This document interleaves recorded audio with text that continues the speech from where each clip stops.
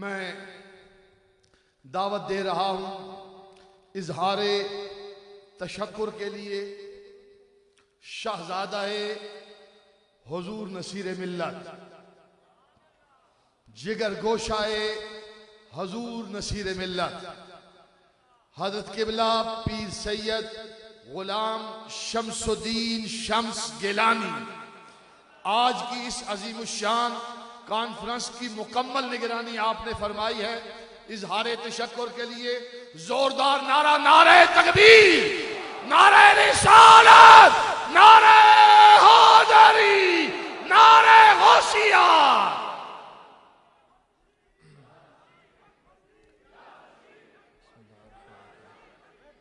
نحمده ونصلي ونسلم على رسوله الكريم اما بعد فاعوذ بالله من الشيطان الرجيم بسم الله الرحمن الرحيم ما كان محمد ابا احد من رجالكم ولكن رسول الله وخاتم النبيين وكان الله بكل شيء عليما صدق الله مولانا العظيم۔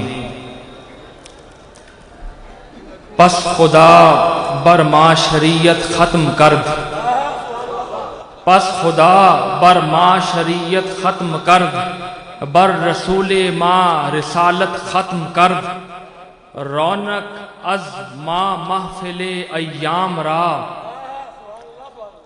رونق از ما محفل ایام را، او رسول را ختم ما اقوام را، او رسول را ختم ما اقوام را، لا نبی بعدی ز احسان خدا، لا نبی بعدی ز احسان خدا، پردہ ناموس دین مصطفیٰ۔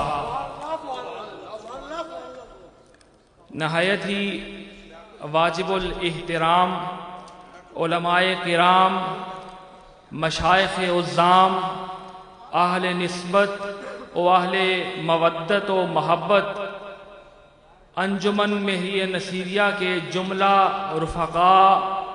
رفقائے با اخلاص، اہلاً و سہلاً مرحبا، خوش آمدید۔ اللہ تبارک و تعالی بطفیل حضور ختمیہ مرتبت آپ کا یہاں تشریف لانا اپنی بارگاہ میں قبول و منظور فرمائے۔ اس بین الاقوامی ختم نبوت کانفرنس کی میزبانی کا صحرا انجمن مہریہ نصیریہ کے سر ہے، جن کی انتھک محنتوں اور کاوشوں کا نتیجہ ہے کہ ملک کے طول و عرض سے علماء و مشائخ کا جمع غفیر یہاں تشریف فرما ہے۔ کانفرنس کے انعقاد کا مقصد عقیدہ ختم نبوت کی حساسیت و اساسیت کو اجاگر کرنا اور اس عزم کا اظہار کرنا ہے کہ اس عظیم مشن کے لیے ہم اپنا تن من دھن قربان کرنا بھی باعث سعادت سمجھتے ہیں۔ بقول والد گرامی کی علیہ رحمہ کے، عزت سے نہ مر جائیں کیوں نام محمد پر، عزت سے نہ مر جائیں کیوں نام محمد پر، ہم نے کسی دن یوں بھی دنیا سے تو جانا ہے، ہم نے کسی دن یوں بھی دنیا سے تو جانا ہے۔ عقیدہ ختم نبوت اتنا اہم اور ضروری ہے کہ قرآن مجید فرقان حمید میں 100 سے زیادہ ایسی آیات ہیں جو صراحتاً یا کنایتاً عقیدہ ختم نبوت کی تائید و تصدیق کرتی ہیں۔ خود نبی کریم نے اپنی متعدد احادیث مشہورہ میں خاتم النبیین کا معنی آخری نبی ہی متعین فرمایا ہے، لہذا اب قیامت تک کسی قوم یا ملک یا زمانے کے لیے آپ کے بعد کسی نبی یا رسول کی ضرورت باقی نہیں، اور مشیت الہی نے نبوت کا دروازہ ہمیشہ کے لیے بند کر دیا ہے۔ حضرت انس بن مالک رضی اللہ تعالی عنہ سے مرفوعاً روایت ہے کہ آپ نے ارشاد فرمایا، اب نبوت اور رسالت کا انقطاع عمل میں آ چکا ہے، لہٰذا میرے بعد نہ کوئی رسول آئے گا اور نہ کوئی نبی۔ اس حدیث سے پاک سے ثابت ہوا کہ آپ کے بعد نہ کوئی رسول آئے گا اور نہ ہی نبی، لہٰذا جو بھی نبوت کا دعویٰ کرے گا وہ جھوٹا، ملعون اور دجال ہوگا۔ سرکار دو جہاں نے نہ صرف نبوت کے جھوٹے دعوے داروں کی نشاندہی فرمائی بلکہ ان کی تعداد بھی بیان فرما دی۔ چنانچہ حضرت ثوبان رضی اللہ تعالی عنہ سے روایت ہے کہ نبی پاک نے فرمایا، میری امت میں 30 کذاب ہوں گے، ان میں سے ہر ایک کذاب کو گمان ہوگا کہ وہ نبی ہے، حالانکہ میں خاتم النبیین ہوں اور میرے بعد کوئی نبی نہیں آئے گا۔ میری امت میں 30 نبی جھوٹے آئیں گے، یہ حضور کا فرمان ہے۔ چونکہ علماء و مشائخ کا جمع غفیر ہے اور انہوں نے اس موضوع پر مدلل و سیر حاصل گفتگو فرمانی ہے، لہٰذا میں انہی الفاظ پر اپنے خطبہ استقبالیہ کا اختتام کرتا ہوں۔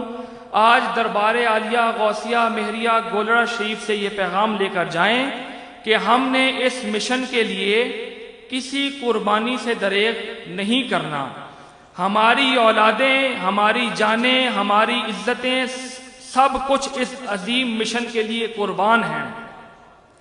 بحمد اللہ حقیقی تحفظ ختم نبوت کا علم اسی آستانہ مقدس سے بلند ہوا اور ہوتا رہے گا۔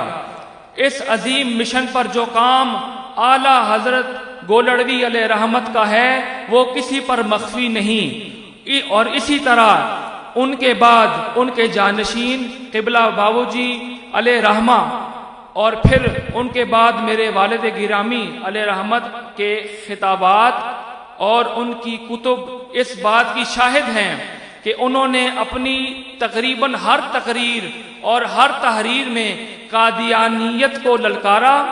اسی لیے عقیدہ ختم نبوت کے تحفظ کے لیے اپنے ہمہ قسمی وسائل بروئے کار لاتے ہوئے سعی پہم اور محنت مسلسل کرنا گولڑویوں کا فرض بھی ہے اور ان پر قرض بھی ہے۔ اس موضوع پر میں اپنے والد گرامی کی ایک ربائی پر اپنی گفتگو کو اختتام کرتا ہوں۔ آپ فرماتے ہیں، عالم ہے تو پھر جہول کیوں بنتا ہے؟ عالم ہے تو پھر جہول کیوں بنتا ہے؟ فاضل ہے تو پھر فضول کیوں بنتا ہے؟ اپنے پہ کوئی تازہ شریعت نہ اتار، اپنے پہ کوئی تازہ شریعت نہ اتار، امت ہے تو پھر رسول کیوں بنتا ہے؟ امت ہے تو پھر رسول کیوں بنتا ہے؟ انہی الفاظ کے ساتھ میں آپ سے اجازت بھی چاہوں گا، اور اب نماز عصر کا وقت قریب ہے، آپ صفحے بھی درست فرما لیں اور نماز کی اعلان بھی ہوتا ہے، اذان بھی ہوتی ہے۔ وما علینا الا البلاغ المبین۔